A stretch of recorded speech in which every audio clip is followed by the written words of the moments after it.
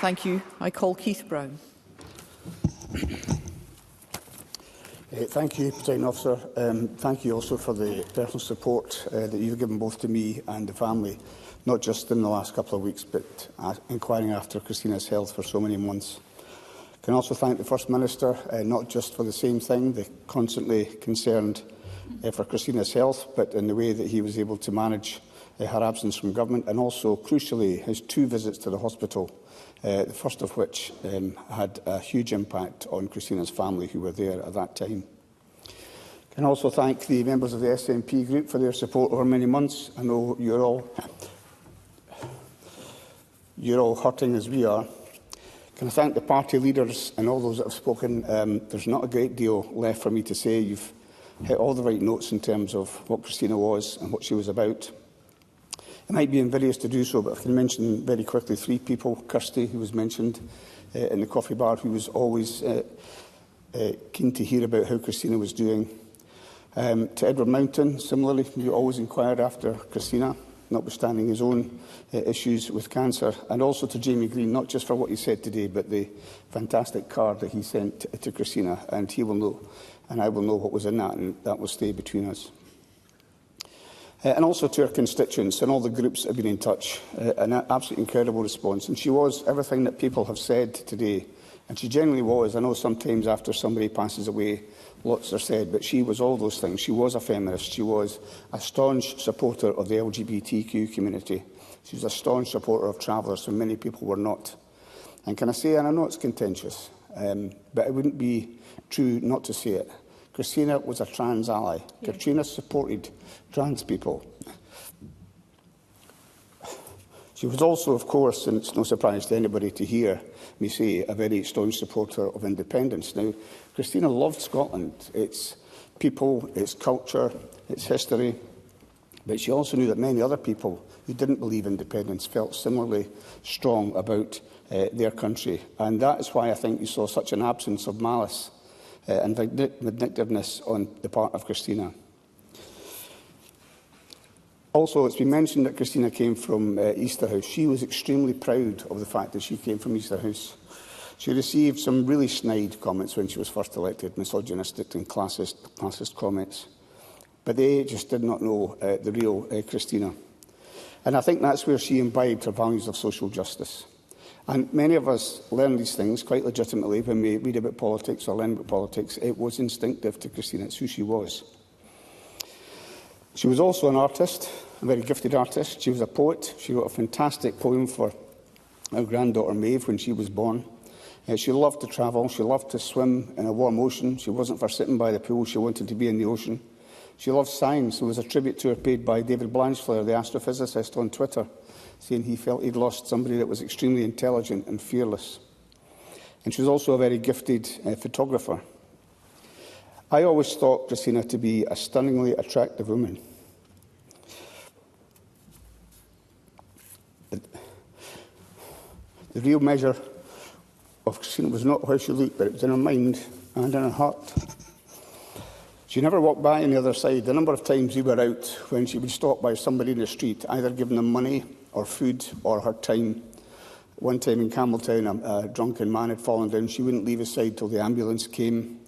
The newly, a mother who had just given birth to a child who had no money for a pram that Christina bought, and also the bedclothes to go with it.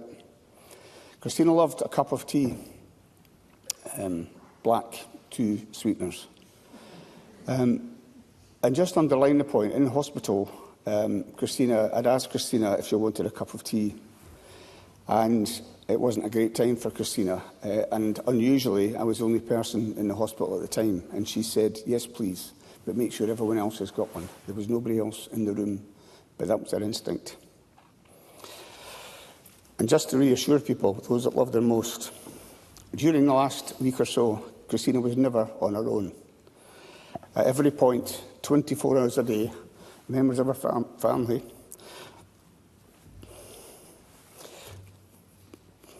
sat with her, held her hand, told her that she was loved, and she was surrounded by love in that last week. Christina, when she was first elected, went to an event in central Scotland. She met an MP from a different party, or rather than met him, She saw him, a large man, haranguing this young woman who was a Scottish Government comms officer, shouting at her. She stormed over and stood between them. And she said, "Your size, your shouting and your toxic masculinity don't intimidate me, so you can back off." I think it was back off that she said, but it was something like that. And if you were going to intimidate a woman, you didn't do it around Christina McKelvie. She was, as we've heard, very proud to be an MSP and a Government Minister. When she became a Minister, I wrote on Twitter a line from Simon and Garfunkel, "Sail on, silver girl, your time has come to shine." And Christina sparkled and she shined. In the chamber, she never hated anybody. I remember the worst thing I heard her say was to a Tory MSP, she asked the question, why, that if he'd come to engage her in a battle of wits, he had come unarmed. It was meant in good humour, and it was taken in good humour. And also, Liz Smith will remember the endless Thursday morning education debates in that session. And in one of her contributions, Christina managed to get virtually every ABBA title into her contribution. She was great fun. Christina and I apparently first spoke in 2001. I don't remember it, but of course Christina, who had a mind like a steel trap, remembers it. I was the leader of Clackmannshire Council. Two of her members she was representing had been arrested at Faz Lane, and she wanted to make sure that their employer, Clackmannshire Council, didn't further penalise them, which she made sure didn't happen. But she recollects in saying she found me to be opinionated and cocky. Which just shows us so sometimes Christina could be wrong as well. And then in 2007, a pre-election rally for SNP candidates in Napier, I just thought she was a stunningly attractive woman and way, way out of my league. And then I became a committee convener, and Christina was on the committee, and I found a way to try and get on her good side. She hated being called Christine, and apologies to Christine Graham if you see her.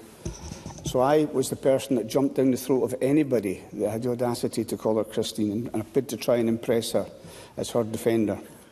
I'm not sure if it worked, but it was 18 months before we got together. And Christina's phrase for that is, "We found love in a hopeless place." I've often thought of Christina as a star. People have talked about how much fun she was. To me, she was glamorous, she was sparkly, she was fun. And, of course, planets revolve around stars. I just don't know what a planet does when its star has been extinguished.